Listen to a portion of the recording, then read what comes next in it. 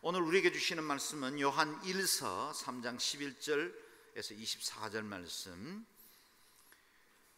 본문이 좀 깁니다. 저와 여러분 한 절씩 교독해서 받들어 읽겠습니다. 11절 제가 읽습니다. 여러분이 처음부터 들은 소식은 이것인데 곧 서로 사랑하라는 것입니다. 우리는 악한 자에게 속해 자기 동생을 죽인 가인처럼 되지 말아야 합니다. 대체 왜 가인이 동생을 죽였습니까? 그것은 자기의 행위는 악하고 동생의 행위는 의로웠기 때문입니다. 형제들이여, 세상이 여러분을 미워하더라도 이상하게 여기지 마십시오. 우리가 알거니와 우리는 죽음에서 생명으로 옮겨졌습니다. 이것을 아는 것은 우리가 형제를 사랑하기 때문입니다. 사랑하지 않는 사람은 죽음에 머물러 있는 사람입니다. 누구든지 자기 형제를 미워하는 사람은 살인자입니다. 여러분이 알다시피 살인자는 누구든지 그 안에 영생을 소유하지 못한 사람입니다. 예수 그리스도께서는 우리를 위해 자기 목숨을 내놓으셨습니다. 그래서 우리가 사랑을 알게 됐습니다. 그러므로 우리도 형제를 위해 우리 목숨을 내놓는 것이 마땅합니다. 누구든지 세상 재물을 갖고 있으면서 자기 형제나 자매의 궁핍함을 보고도 도와줄 마음이 없으면 어떻게 그 사람 안에 하나님의 사랑이 있다고 하겠습니까? 자녀들이여, 우리가 말과 혀로만 사랑하지 말고 행동과 진실함으로 사랑합시다. 이렇게 행해야 우리가 진리에 속한 줄을 알고 하나님 앞에서 확신을 갖게 될 것입니다. 혹시 우리 마음에 가책을 받는 일이 있다 할지라도 우리가 확신을 가져야 할 것은 하나님은 우리의 마음보다 크시고 모든 것을 아시기 때문입니다. 사랑하는 여러분, 만일 우리 마음에 가책받는 것이 없다면 우리는 하나님 앞에서 떳떳하고 우리가 구하는 것은 무엇이든지 하나님께서 받습니다. 우리가 하나님의 계명을 지키고 하나님 앞에서 기뻐하는 일을 행하기 때문입니다. 두 절을 함께 읽습니다. 하나님의 계명은 이것이니 곧 하나님의 아들 예수 그리스도의 이름으로 믿고 하나님께서 우리에게 계명을 주신 대로 서로 사랑하라는 것입니다. 하나님의 계명을 지키는 사람은 하나님 안에 있고 하나님은 그 사람 안에 계십니다. 하나님께서 우리에게 주신 성령을 통해 하나님이 우리 안에 계시는 것을 압니다. 아멘. 양지 온누리 교회는 두 종류의 성도들이 있다고 생각을 합니다. 교회 바로 뒤에 금박산을 기어 올라서 꽃제 정상에 서서 돌아 순교자 기념관으로 걸어와 본 사람과 산 아래에서 쳐다보기만 했던 사람, 두 종류의 사람이 있습니다. 저는 지난 수요일 새벽에 이 금박산을 홀로 약간은 안개 낀 그 산을 조금의 염려와 두려움을 가지고 한 번도 가보지 않은 그 길을 올라서 그 모든 코스를 1시간 40분 만에 정주하고 돌아왔습니다. 다시 말하면 저는 여러분과 차원이 다른 사람이 되었다, 그런 뜻입니다.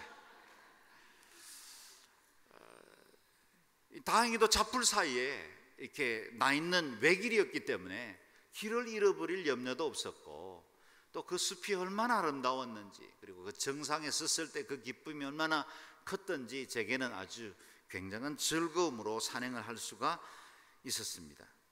지금 우리가 묵상하고 있는 말씀을 만약에 등산에 비유한다면 이 꽃제를 올라가는 산 7분흥선 8분흥선 즈음에 너무 가팔라서 밧줄이 메어져 있고 그것을 잡고 올라가야만 할 만큼 가파른 그 코스를 지금 오늘 본문에서 통과하고 있다 해도 과언이 아닙니다. 산 아래에서 우리가 저 금박산을 바라볼 때는 언제나 푸르고 아름답습니다. 그것을 보는 것만으로도 우리에겐 힐링, 치유가 일어나오지요. 그러나 그 산을 올라가는 것은 전혀 다른 차원을 요구합니다. 그것에는 희생이 따르고, 그리고 우리에게 그 많은 도전과 땀을 요구하게 됩니다.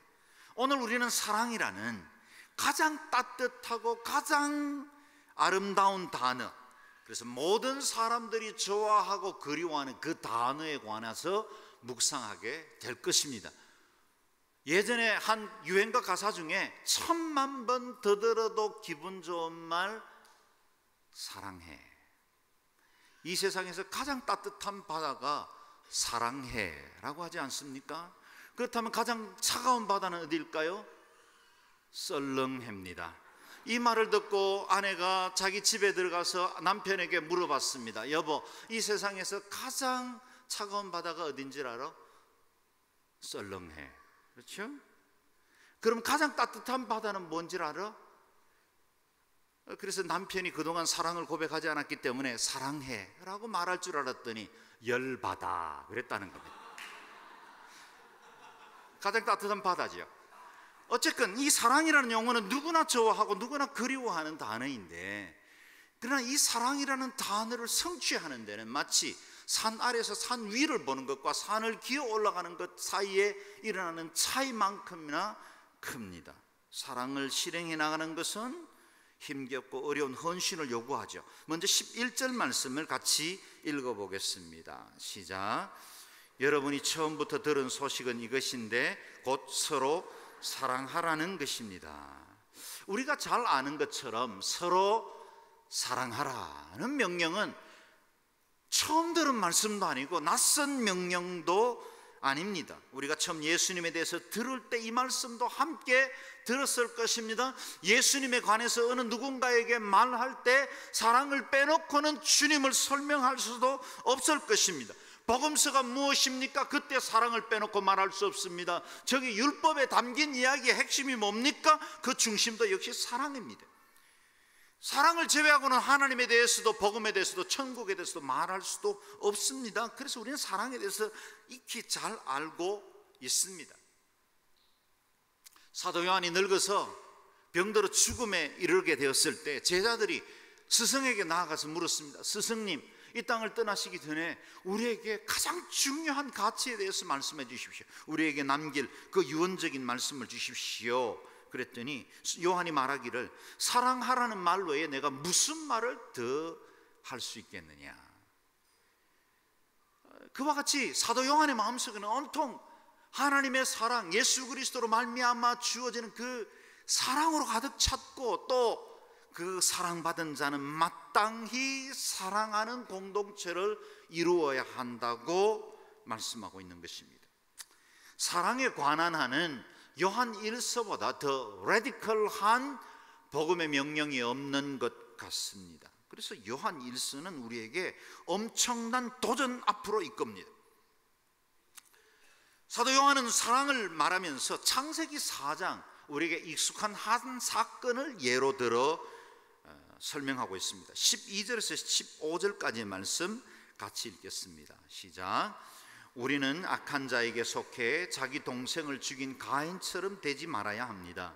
대체 왜 가인이 동생을 죽였습니까? 그것은 자기의 행위는 악하고 동생의 행위는 의로웠기 때문입니다. 형제들이여, 세상이 여러분을 미워하더라도 이상하게 여기지 마십시오. 우리가 알다시피 우리는 죽음에서 생명으로 옮겨졌습니다. 이것을 아는 것은 우리가 형제를 사랑하기 때문입니다. 사랑하지 않는 사람은 죽음에 머물러 있는 사람입니다. 누구든지 자기 형제를 미워하는 사람은 살인자입니다. 여러분이 알다시피 살인자는 누구든지 그 안에 영생을 소유하지 못한 사람입니다. 아멘. 가인과 아벨은 아담과 하와에게서 태어난 여러 자녀들 가운데 첫 번째 형성된 형제와 자매입니다. 그런데 이 형인 가인은 자신이 하나님께 드린 예배는 하나님께서 흠향하지 않으시고, 동생 아벨이 드린 제사는 하나님이 받으시는 것을 보고 시기하기도 하고 분이 나기도 해서 동생을 들판에서 쳐 죽입니다. 아담과 하와가 범죄한 이후에 드러난 첫 번째 사람으로 말미암아 나타난 죄의 결과였습니다. 사도 요한은 이 인류의 첫 번째 비극의 원인은 악에 의한 의의 타살이다, 그렇게 증가하였습니다. 형 가인은 동생 악인의 의로움을 참을 수가 없었기 때문에 자신의 악으로 의로운 동생을 쳐 죽였다는 것입니다. 그런데 이와 같은 현상들은 오늘 우리가 살아가는 세상 가운데 늘 일어나고 있고, 우리의 마음속에도 그와 같은 경향들이 있는 것을 보게 됩니다. 사람들이 선을 추구하는 것 같지만 우리 안에 있는 악의 경향성은 끊임없이 상향 이동을 하는 것이 아니라 하향 평준화로 이동하는 경향들이 있습니다. 잘 사는 사람들은 끄집어 내립니다. 어떤 사람이 어떤 칭찬받고 박수받을 만한 일을 하면 우리는 그의 흠집을 잡아서 아주 잘한 행사에도 그 가운데 흠집이 드러난 일을 붙들고 그것이 잘못됐다고 말하려는 경향이 있다는 것입니다. 그래서 선을 향해 변화해 가는 것이 아니라 선을 제거함으로 악을 정당화시켜 나가는 경향이 있다는 것입니다. 그 때문에 사도 요한은 세상이 여러분을 미워하더라도 이상하게 여기지 말라 그랬습니다. 세상이 그리스도인 공동체를 미워하는 것은 너무나 당연한 것이다 라고 말씀하십니다. 신실한 신앙 공동체, 특별히 우리가 예수를 제대로 믿으려고 하고 하나님 말씀대로 세상을 변화시켜 나가려고 하면 세상은 이상하게 그리스도인 공동체를 미워합니다. 우리가 적당히 세상처럼 살고 세상 사람들이 하는 정도의 수준에서 크게 벗어나지 않는 정도로 살면 세상은요 우리를 굉장히 나이스한 사람으로 여깁니다. 그 사람들 다 교회 다니지만 그렇게 튀게 믿지는 않는다라고 말합니다. 내 주변에도 그리스도인들이 많은데 그 사람들은 그래도 우리의 마음도 알고 분위기도 맞출 줄 아는 사람들이야 라고 평가해 줍니다. 그런데 내가 뜻을 정하고 하나님 기뻐하지 않는 것에 대해서 단절하고 내가 하나님 말씀대로 바로 살기로 결정하면 세상은 이상하게도 우리를 미워하기 시작합니다. 여러분, 우리가 과거에도 동창들이 있고 친한 친구들이 있었지만 내가 제대로 예수 믿기로 결정하면 이상하게 서멀서멀 옛 친구들이 떠납니다. 우리는 내가 만난 예수님, 내가 만난 그 사랑, 그것을 친구들에게 전해주고 싶지만 왠지 친구들은 점점 내게 거리를 둡니다. 왜요? 어두움은 빛을 가까이 할 수가 없습니다. 어떻게 그리스도와 벨리알이 같이 할 수 있겠습니까? 악은 선을 보면 서멀서멀 꼬리를 내리고 감추는 것입니다. 예수 그리스도의 유일성을 우리가 제대로 증거하려고 하면 벌떼같이 사람들이 일어나서 그리스도인 공동체를, 우리의 진리를 공격하려고 듭니다. 14절 말씀 그대로죠. 우리가 알다시피 우리는 죽음에서 생명으로 옮겼기 때문이다 라는 겁니다. 마치 우리를 추격하는 들개들이 피해 도망가다가 우리가 철문으로 문을 꽉 닫으면 그 바깥에서 어르렁거리며 짖는 것처럼 우리를 추격하는 옛 죄의 세력으로부터 우리가 하나님의 은혜와 그 사랑으로 철문을 닫아버리면 옛 우리를 추격하던 악의 죄가 우리를 공격하고 어르렁거리는 것과 같은 것입니다. 그 때문에 사도 요한은 자기 형제를 미워하는 사람은 살인자라 그랬습니다. 여기서부터 우리에게 좀 말씀을 그대로 받기가 힘든 여러 가지 상황들이 나옵니다. 가인이 아벨을 죽인 이유도 자신보다 의롭다는 이유로 미워하게 된 것이고 그 미움이 자라나서 살인을 하게 되었다는 거예요. 그래서 가인과 아벨 사건을 사도 요한은 양쪽의 입장으로 설명을 해요. 왜 세상이 이렇게 우리를 미워합니까? 그건 가인의 입장에서 해석한 겁니다. 진리 가운데 있기 때문에, 의 가운데 있기 때문에 그 악이 용납을 못한다는 겁니다. 그 다음 해석은 자기 형제를 미워하는 사람은 살인자라. 이미 그리스도 안에서 거듭난 사람, 하나님의 사랑을 누린 사람은 이 일에서 어떻게 대해야 할까를 설명하고 있습니다. 자기 형제를 미워하는 사람은 살인한 자다. 요즘 우리 주변에는 분노 조절 장애를 앓고 있는 사람들이 굉장히 많습니다. 왜 이렇게 사람들이 자신의 감정을 통제하는 것이 힘들어졌을까요? 자기를 좀 악담을 하고 자신이 임시직에서 좀 정규직으로 가는 것을 방해하는 사람이 있다고 해서 신나를 그 몸에다 붓고 불을 붙이는 세상이 되어버렸습니다. 무엇 때문인지 모르겠지만, 사실 정확하게 누구인지는 모르겠지만 그렇게 평화롭게 살던 마을에 40년 50년 같이 함께 살던 사람들의 마시는 음료수에 농약을 타는 시대가 되었습니다. 미국에는 하루가 멀다 하고 총기 난사 사건이 일어나서 엄청난 사람이 죽음을 당하기도 합니다. 우리 주변에서 늘 지켜보는 것처럼 자기 앞을 깜빡이 없이 가로채고 들어왔다고 해서 우리는 보복 운전을 해서 굉장히 위험한 상황을 만들어내기도 합니다.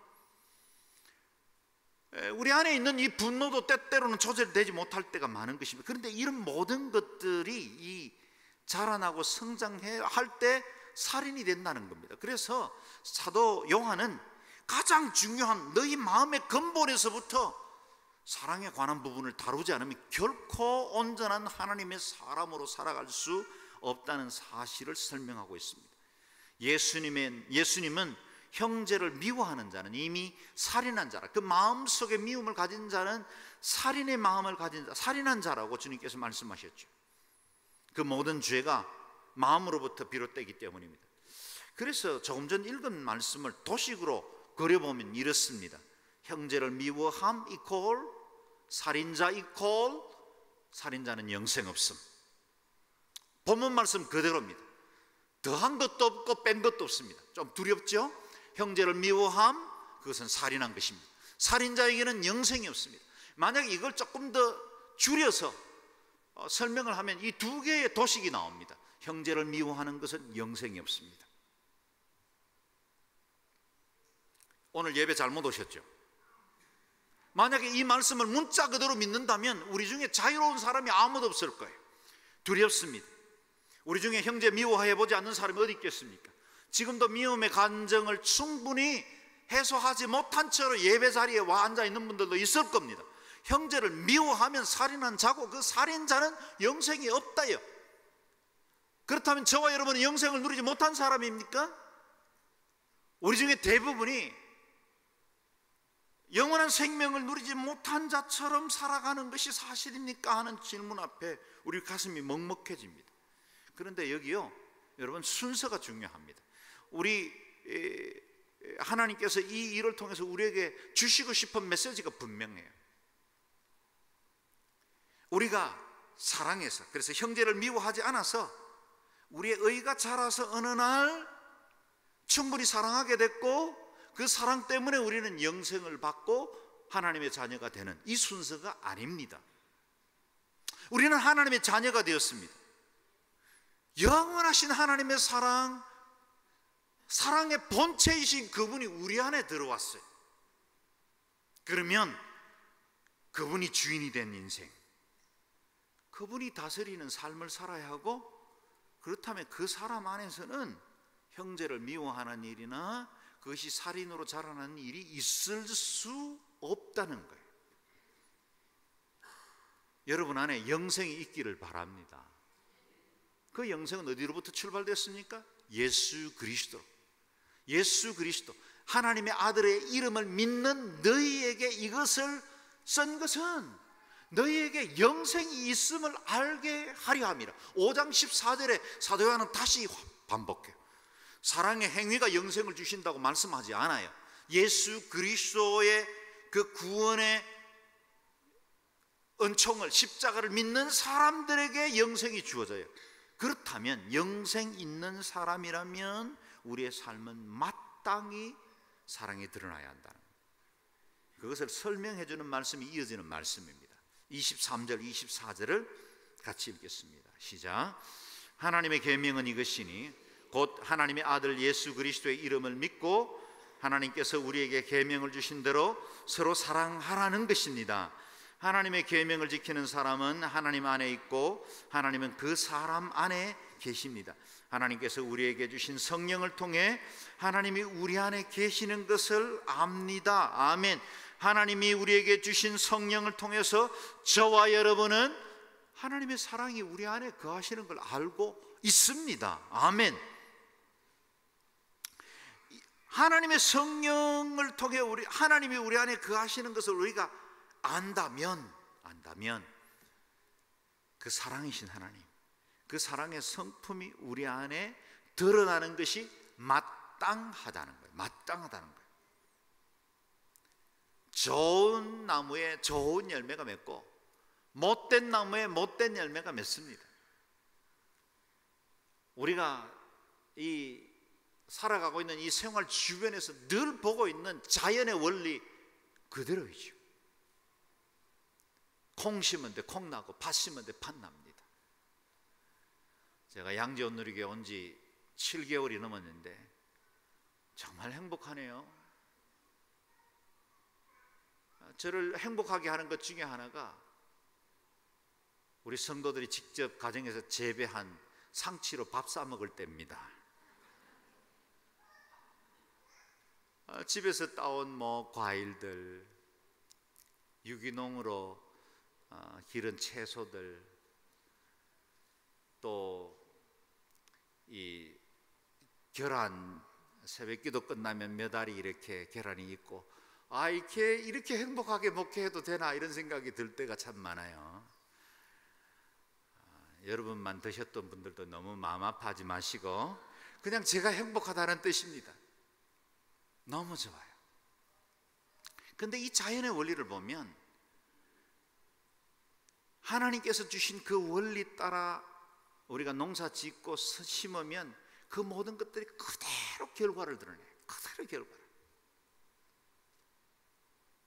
고추 농사는 농약 안 치면 큰일 난다고 알고 계시죠? 우리가 선교 농장으로 하고 있는 안성에서는 농약 한 번도 안 치고 고추가 너무 잘 맺죠.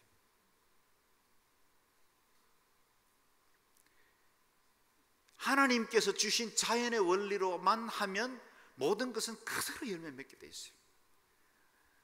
인간의 죄 때문에, 인간의 욕심 때문에 더 많이 수확을 거두기 위해서 우리는 비료주고 별하별 여러 가지 인공적인 방법들을 가미해서 그렇지, 하나님의 방법대로만 하면 벌레들도 좀 먹어야죠. 하나님 지으신 피조물이니까. 그렇게 해서 살면 모든 것들이 평화롭고 행복합니다. 그리고 우리 몸에 병을 일으키지 않아요. 여러분, 우리에게 주어진 이 모든 원리는 하나님이 주신 원리대로만 살면 하나님이 주신 행복의 원리를 이룰 수 있어요. 여러분, 우리가 하나님 안에서 거듭났다는 말은 그리스도께서 우리 속의 주인이 되었다는 말이요, 우리가 그 주님이 우리에게 주신 그 원리대로만 살면 행복 안 할 리가 없어요. 여러분, 저와 여러분은 때로 불행하고 때로 두려워하고 때로 불안한 이유가 내 안에 있는 욕심, 세상의 조건, 세상의 기준들이 내 안에 들어와서 자꾸만 나를 다른 방법으로 살도록 충동질하기 때문에 염려가 있는 거예요. 두려운 것이 있는 거예요. 결핍이 있는 거예요. 비교하는 거예요. 상대방을 자꾸 헐뜯는 거예요. 하나님 주신 창조의 원리, 하나님이 우리 안에 거하셨어요. 그분이 사랑이세요. 사랑하는 것이 마땅해요. 그래서 여기 오늘 본문에 반복되는 마땅하니라, 이 말은 그냥 그게 자연의 원리라는 뜻이에요. 행복하게 삽시다. 주님 한 분만 사모하십시다. 복 받고 삽시다. 진짜 복 받고 삽시다. 복 받고. 예. 10계명을 요약하면 사랑입니다. 구약의 율법도 신약의 복음도 요약하면 사랑입니다. 하나님의 성품 사랑입니다. 하나님의 행하신 일 사랑입니다. 우리를 위한 구원 사랑입니다. 앞으로 행할 일 사랑입니다. 오찌무라 겐조의 말대로 사랑하지 않는 것이 가장 큰 이단입니다. 온통 우리는 사랑 속에 살고 사랑 안에 거하고 있고, 사랑이신 그분이 우리의 삶의 주인이십니다. 그리스도인의 규범, 삶의 도덕, 좀 더 나은 인생이 아니라 사랑 자체가 하나님이시고 사랑 자체가 저와 여러분의 정의가 되어야 돼요. 당신은 누구십니까? 사랑입니다. 사랑입니다. 하나님의 계명, 곧 사랑의 계명을 지키는 사람은 하나님 안에 있고 하나님은 그 사랑 안에 계십니다. 오늘 본문 말씀 그대로입니다. 하나님 안에 거하고 싶습니까? 사랑 안에 거하십시오. 내 안에 하나님을 모시고 싶습니까? 내 삶을 통해서 사랑을 드러내십시오. 하나님은 당신의 형상으로 지음받은 우리가 하나님의 가장 중요한 본성이신 사랑을 드러내고 살기를 원하세요. 그래서 우리의 본질 자체가, 아이덴티티가 사랑이기를 원하세요. 그렇다면 우리가 어떻게 참된 사랑을 할 수 있습니까? 16절 말씀을 같이 읽겠습니다. 시작. 예수 그리스도께서는 우리를 위해 자기 목숨을 내놓으셨습니다. 그래서 우리가 사랑을 알게 됐습니다. 그러므로 우리도 형제를 위해 우리 목숨을 내놓는 것이 마땅합니다. 아멘. 사랑은 카인의 후예들에게 나오지 않습니다. 시기하고 저주하고 불평하고 원망하고 불안하고 두려움에 쌓이는 자들에게는 하나님의 사랑이 나오지 않습니다. 사랑은 사랑의 본체이신 하나님께로부터 비롯됩니다. 우리가 언제 이 같은 참사랑을 알 수 있을까요? 예수 그리스도 그분이 내 안에 들어오셨고 그분의 십자가 아래 우리가 나아갈 때만 참된 사랑을 누릴 수 있습니다. 여러분, 나는 사랑이 없다고 말하지 마십시오. 내가 아무리 봐도 내 성품 안에 사랑이 부족한 것 같아. 그렇게 말하지 마십시오. 제한하지 마십시오. 단정하지 마십시오. 십자가 아래로 나오십시오. 하나님의 사랑 안에 그냥 풍성하게 젖어드십시오. 그 사랑 안에 나아가면 사랑하지 않을 수가 없고, 그분 사랑 앞에 내 인생을 다시 십자가에 못 박고 나면 내 성품이 사랑이 드러나지 않을 수가 없는 것입니다. 여러분, 사랑을 확인하려면 요한복음 3장 16절과 요한 1서 3장 16절을 확인해야 돼요. 똑같이 3장 16절인데 이 두 개는 뻥 하고 하나의 축으로 뚫려요. 요한복음 3장 16절 잘 아시죠? 같이 암송해 볼까요? 하나님이 세상을 이처럼 사랑하사 독생자를 주셨으니 이는 저를 믿는 자마다 멸망치 않고 영생을 얻게 하려 하십니다. 하나님이 독생자를 주신 그 사랑이 요한복음 3장 16절의 말씀이라면 요한 1서 3장 16절도 역시 그리스도께서 우리를 위해 자기 목숨을 내어 주셨습니다 라는 동일한 말씀입니다. 근데 그 다음 말씀은 적용편으로 넘어가요. 그러므로 우리도 형제를 위해 우리 목숨을 내놓는 것이 마땅합니다.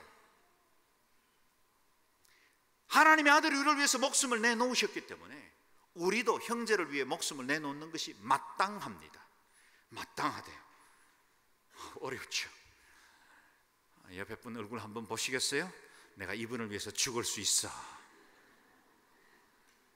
여러분의 웃음은 대체로 부인하는 웃음이라는 걸 제가 압니다.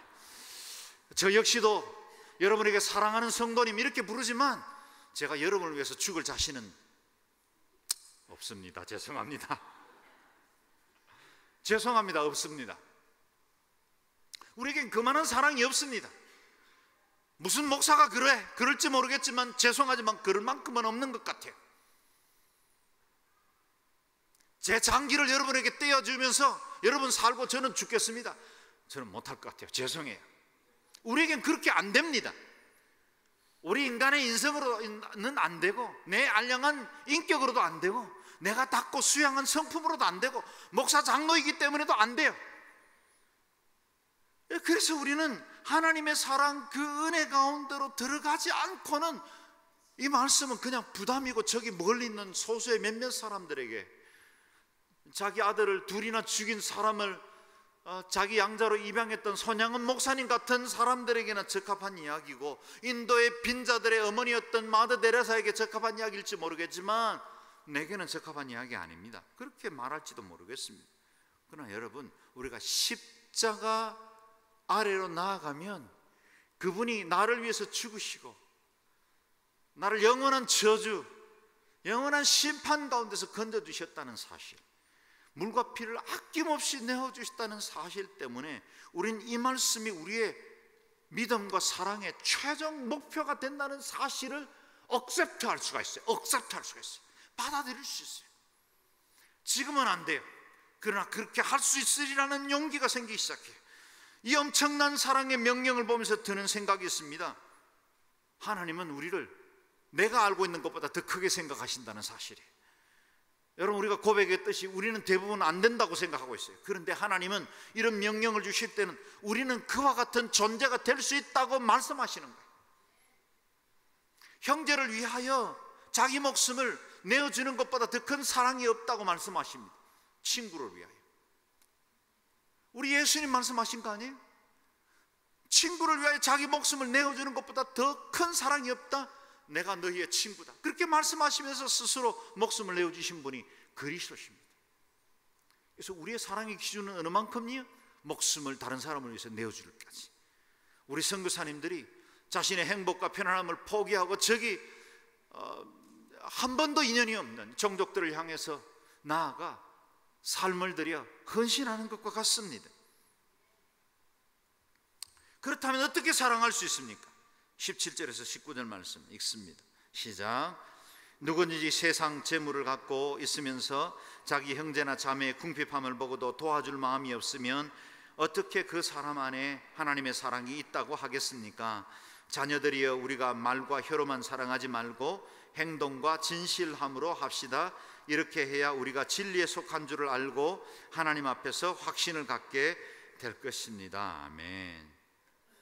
여러분, 우리가 진리 가운데 있는 것을 확신하는 방법이 사랑을 드러냄이라고 말씀하고 있어요.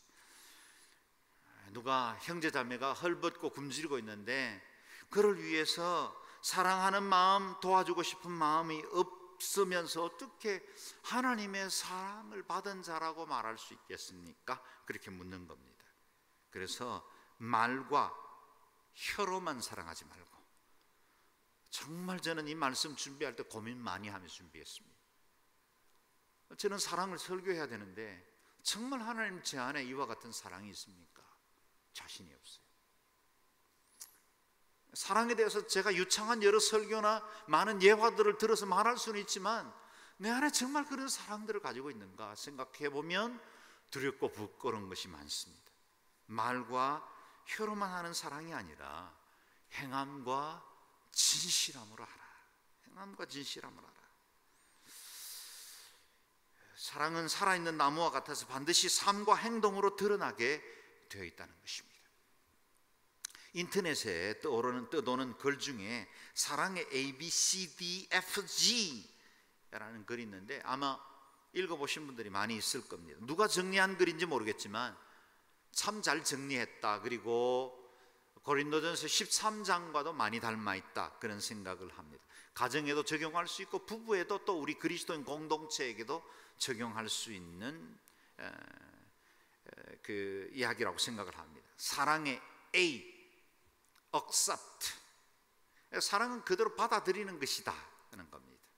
내 기준으로 상대방을 고치려고 하는 것이 아니라 당신은 왜 그래? 라고 말하는 것이 아니라 그를 있는 모습 그대로 받아들이는 것, 그것이 사랑의 출발이다 그랬습니다. B는 believe, 믿어주는 것입니다. 신뢰 없이 사랑이 성장할 수 없습니다. 사랑은 신뢰하지 않는 사람을 신실하지 않는 사람을 믿어줌으로 성장하게 만들어줍니다. 신뢰입니다. 사랑의 C, care, 돌봄입니다. 서로 책임져 주는 것입니다. 자신의 필요보다 다른 사람을 더 마음과 생각으로 돌봐주는 것입니다.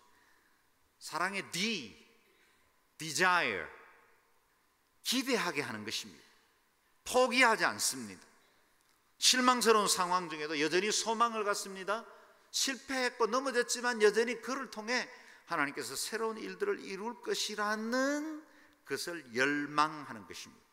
사랑의 E, erase, 지워주는 겁니다. 허물도, 잘못된 기억도, 과거의 실수도 지워주는 것입니다. 덜 치워내는 곳에는 사랑이 자라날 수 없습니다. 사랑의 F, forgive, 용서하는 것입니다. 여전히 실수할 수 있고 넘어질 수 있기 때문에 용서하고 용납해 주는 것입니다. 용서가 전제되지 않는 사랑은 없습니다. 마지막 사랑의 G, give, 주는 것입니다. 하나님께서 독생자를 내어주심 같이 자신의 소중한 것을 내어주는 것입니다. 이것이 말과 혀로 사랑하는 것이 아니라 행함과 진실에 대한 7가지 법칙이다, 이렇게 말할 수 있겠습니다. 예수님은 지극히 작은 자에게 한 것이 곧 내게 한 것이라고 말씀하셨습니다. 줄인 자를 먹이고 목마른 자에게 마실 것을 주고 나그네를 영접하고 헐벗은 자를 입히고 병든 자를 돌보고 옥에 갇힌 자를 돌보라. 그게 예수님의 사랑이고 십자가의 사랑이고, 우리가 그 같은 사랑을 할 때 예수님을 섬기는 것이 된다라고 말씀하셨습니다. 그리스도의 사랑은 실체입니다. 실상입니다. 그래서 야고보 선생은 영혼이 없는 몸이 죽은 것 같이 행함이 없는 믿음은 죽은 것이다 라고 하셨습니다.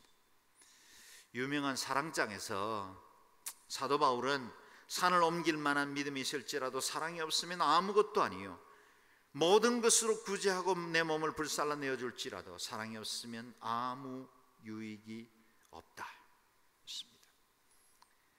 사랑은 분명히 우리에게 부담입니다. 그리고 하나님이 우리에게 제시해 주신 사랑의 기준은 너무 높고 가팔라서 오르기가 힘든 산처럼 여겨지기가 쉽습니다. 그러나 사랑은 기쁨이고 행복입니다. 여러분, 가파른 산을 올라가 보신 분들은 그 정상에서 누리는 그 기쁨, 그 자유가 얼마나 큰지를 압니다.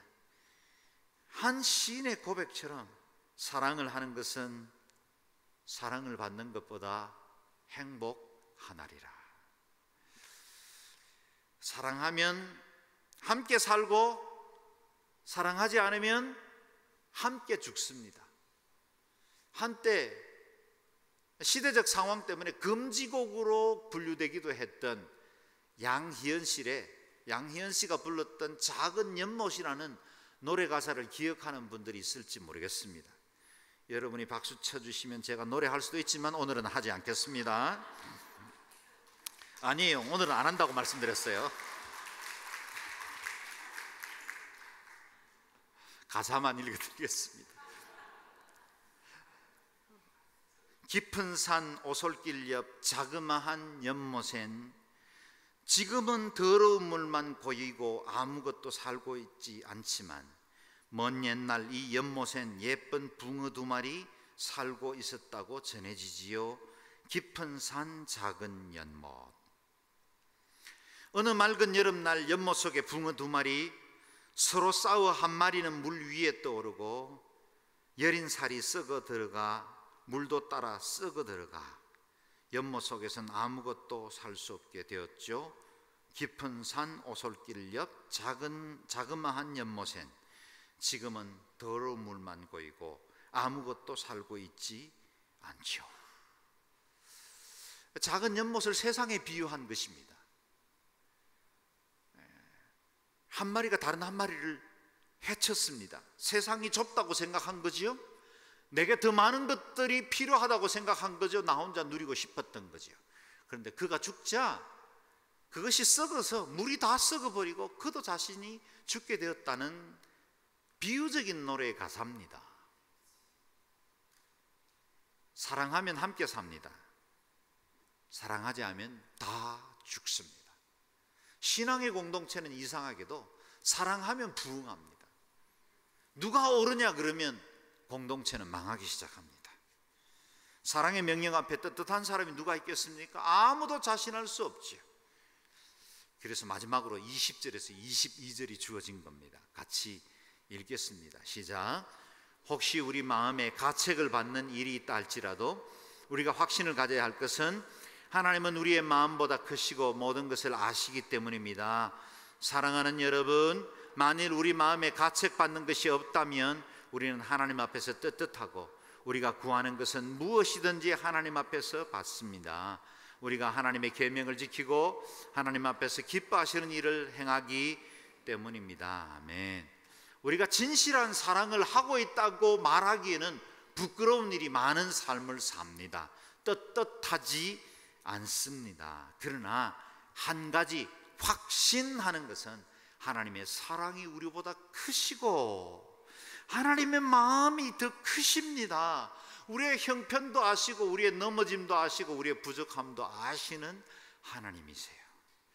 그래서 하나님이 사랑에 대한 고상하고 아름다운 가치를 우리에게 주셨지만 우리로 넘어질 때 다시 일어서게 하시고 격려함으로 계속해서 사랑으로 성장하기를 기대하십니다. 지금 나의 인격은 이곳으로 그치지 않을 거예요. 여러분, 우리는 더 성장할 수 있습니다. 더 아름다운 자로 변화될 것입니다.